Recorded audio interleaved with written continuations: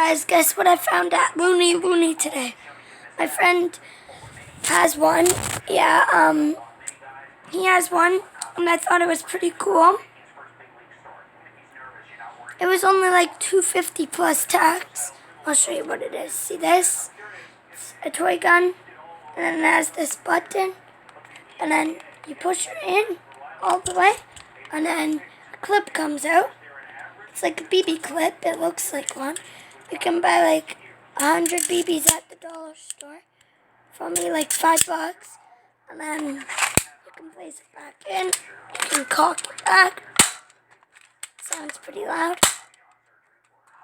It's just something I wanted to show you guys because maybe you guys like toy guns.